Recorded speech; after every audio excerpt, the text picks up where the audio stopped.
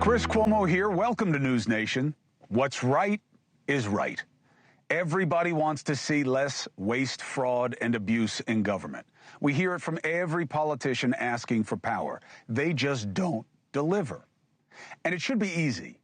Estimates of what they call in politics WFA, that's how common it is. It has its own acronym, waste, fraud, and abuse.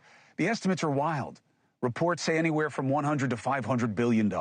Another estimate says 5% of all global funding by the federal government is wasted.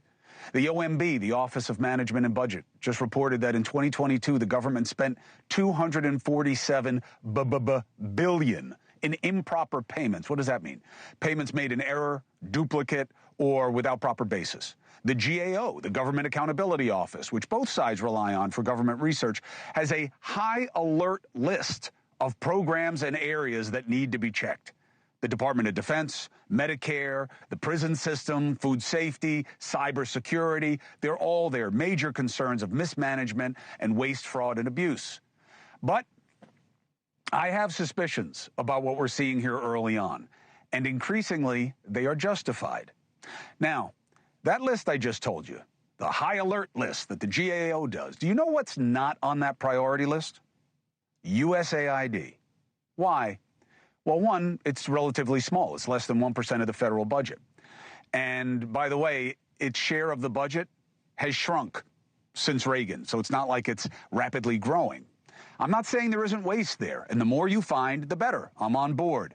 And it's got a $44 billion budget, but that's nothing compared to the people on this list. Health and Human Services, $2.4 trillion. Department of Defense, $1.3 trillion. This is in 1 year. AID is not even in the top 10. It's not even close. And guess what? We spend more on federal prisons than we do on foreign aid every year. Think about that. On federal prisons, more than on foreign aid. Think about it. So, again, I can't think of a reason to be against efficiency efforts. But why start with USAID? And I think the answer is about who's looking, and that's Elon Musk. Now, the first reason is, from what I can glean, is it's low fruit. It's easy. USAID isn't attached to a big dog like Lockheed Martin or AT&T or Microsoft, all of whom feed at the government trough way more than USAID. And those companies have had real issues with hacking and cost overruns, which I'll tell you in a second. And then I got suspicious because this MAGA Pod Bros story that broke, of course, on Twitter, falsely claiming that USAID was funding Politico and other outlets with these huge amounts. They never break things that are correct, and sure enough, it wasn't correct. USAID wasn't feeding them in these huge amounts as suggested. So why did they get fed this story, and by whom? Again, I think it points to Elon Musk. And so then we started doing more reporting, and guess what comes out? Did you know that Elon Musk is one of the entities benefiting from USAID? Thousands of Starlink terminals from Musk's satellite internet company provided to Ukraine. We all know the story, right? Didn't you think he gave them all? Turns out he didn't. But it did give access to Musk's advanced internet system to people who needed it. Now, the problem with that promise is he said only Ukraine would have access, not Russia. But now there's evidence and allegations that Russians did have access. They're military. So what did USAID do? They opened an investigation into Elon Musk this past September. You didn't know that, did you? USAID paid Politico only $40 grand in U.S. subscriptions in 2023, 2024. You want to end them, fine. The whole entire federal government paid Politico $8 million for subscriptions in 2024. And by the way, a lot of Republicans were on their list of subscribers. But again, you want to get rid of it, fine. Guess how much Musk got from USAID after saying he was donating the terminals? He didn't donate all of them. USAID had to buy over 1,300 of them at $1,500 a piece. And the weird thing is, the terminals retail for $600. Musk made over $2 million in that deal from USAID. Why didn't he donate all of them? Why wasn't it disclosed that he's being investigated in connection with that? And how can it not have something to do with why he picked them first? Shouldn't he have to at least explain if it's a personal beef or something he learned about the agency while dealing with them?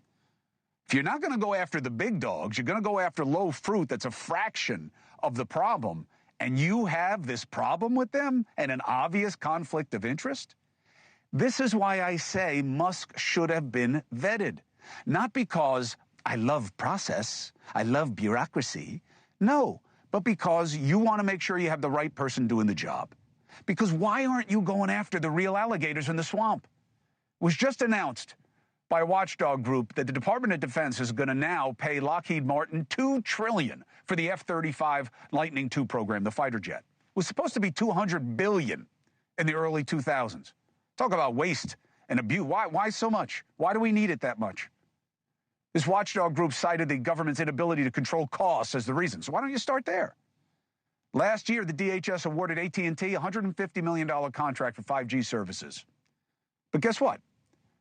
They get the contract, and then all of a sudden we learn the story that all of their customers' data was stolen in a hack in 2022, including dozens of federal agencies. Why don't you look into that contract? The DOD spends hundreds of millions in IT services for Microsoft. They've been plagued by high-profile hacks by China and Russia on their federal government computer network. Why don't you look into that? Give it to somebody else. They're getting hacked. They're losing our information. They're getting billions and trillions. So I like the mission, but I have questions. You remember that OMB memo that Trump issued that paused trillions in federal grants and financial assistance? And it had to be rescinded? A recent report found that nonprofits and healthcare providers are struggling to maintain their operations because of these freezes. And they help real people who need real help. People with disabilities, the Head Start programs, youth care in hospitals. I know. I'm not saying that Trump means to punish these people. I'm sure he doesn't want these things to happen. But it is what happens when you go too fast and you cut too much with someone who doesn't know what they're doing. Musk is a genius. He does amazing things. I had a Tesla. I get SpaceX. I think it's amazing. Starlink is amazing. What they're doing with healthcare is amazing. But who says he's got this way of doing efficiency? We don't know that. And we don't know much about him and his relationships with the government. And it's a mistake. He's got this anonymous group of minions, one of whom was just exposed as having access to our Treasury Department data while also being a fan of eugenics and other racist tropes. Who else is he connected to? Look, it's got to be about results and demanding action. I say it here every night. Talk is easy. You got to walk the walk the right way. And I'm going to keep paying attention for you because this is starting off in a way that may be well-intentioned, but it's getting increasingly suspicious. Hey, thanks for watching. Go to joinnn.com to find NewsNation on your screen. And don't forget, click the red subscribe button below to get more of NewsNation's fact-driven, unbiased coverage.